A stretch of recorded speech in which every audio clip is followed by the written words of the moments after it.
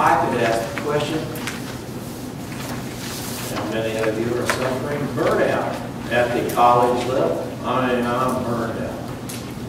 But the issue that we all have is that we do get burned out. My question to you is, what do you do to keep from being burned out? You have to have something that keeps you from getting burned out. You can and do. And students, former students, one of the biggest things they tell me is their problem is, I can't take this anymore. So what do you do to prevent that?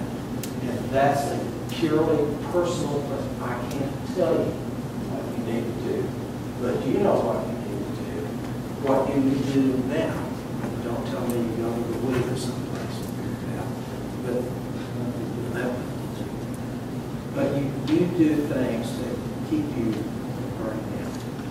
So some of those things that you're doing now will serve you later on. But hobbies are one of the biggest things that you can do. Whatever, volunteering is another big deal. But you have to be really careful about showing the boredom in your job because it becomes one of those issues that everybody can see. You're totally bored. Boredom just shows up on your face like a smile. Okay? It's that obvious. Boredom will get you fired. Boredom also gets you really in a spot where your reputation's going to take a big hit. So, whatever you do, I would say exercise the word boredom or bored out of your vocabulary, out of your brain. You're never bored. There's never any boredom around here. Let's just, I'm happy with everything and always I'm interested in anything that's going on. The last one of the B's is balance. And that kind of goes along with the other two. You have a balance in your life. Right now, you're a student. So what's the balance in a student? I don't know. Study. What else? Study. And what else? Study. We'll go to class. Okay. So where's the balance? So what do you got to do with balance?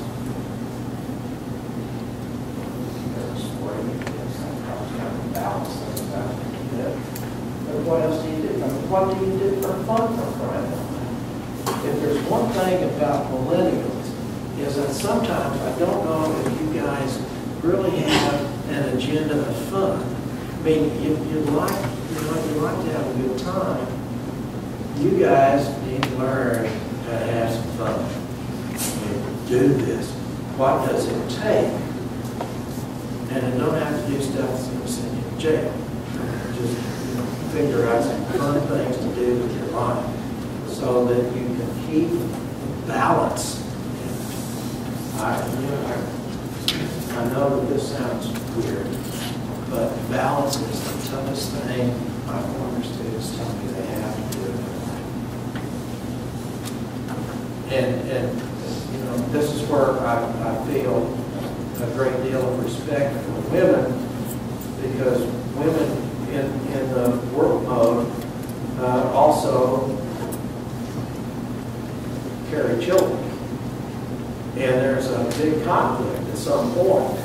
And when do we have kids?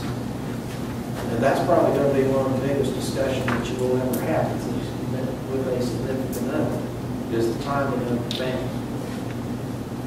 The next biggest discussion is going to be, when do you go back to work?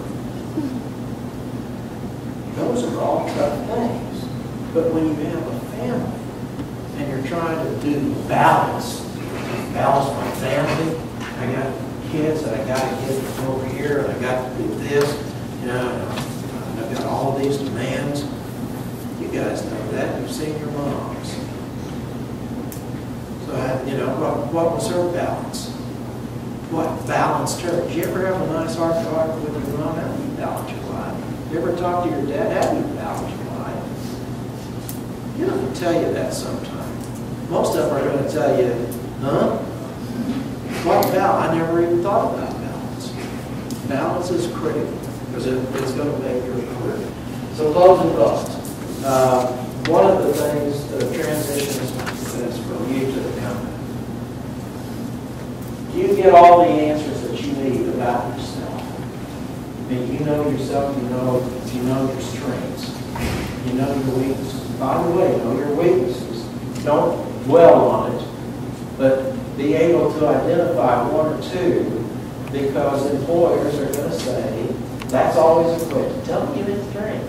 Another one's always, tell me one of your weaknesses. I cry a lot. What are you going to say? So, you do have some weaknesses, but you can couch those weaknesses in terms of growing experiences. I mean, the stuff that's causing you pain or causing you to be weak makes you stronger. And that's really the way you kind of answer that question. So, when you think about yourself, you know yourself, get that. Companies, the number one question companies ask is, what will you do for me? What do you bring to the table? Thompson brings $1 billion in his briefcase. What are you bringing to the table? So now it's all about it's about the contribution you're going to make to the company. One of the key words that you can use in a cover letter, one of the key words you use in an interview is contribution. I've always enjoyed making a contribution to every organization I've ever been. Well, tell me the contribution that you made to your country. Well, I was on the social club or social committee, and so you can tell where you made contributions. Because that's what they want to know. It's no longer the degree. It's what did you contribute to wherever you've been. And you ever made a difference wherever you've been. The same thing, it's kind of the same thing about bringing stuff to the table. Big results and achievement-oriented in describing yourself. I mean, how many of you belong to student organizations? Anybody belong? Okay. So almost all of you do. All right. Now, how many of you have an officer position or really do work in that organization?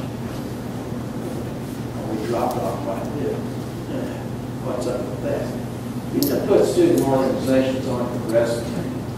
That's fine. But employers are wise to that, because they're going to say, well, what did you do for your return? Or what did you do in this organization? You better have something that you can tell them. If you're going to join an organization on campus, guys, be an officer. It may take time on your plate, but be an officer. Employers know tough on the resume. So if you've got, I was a 5-student organization, okay, well, what did you do in those organizations? Did you go to all the meetings? I didn't even go to all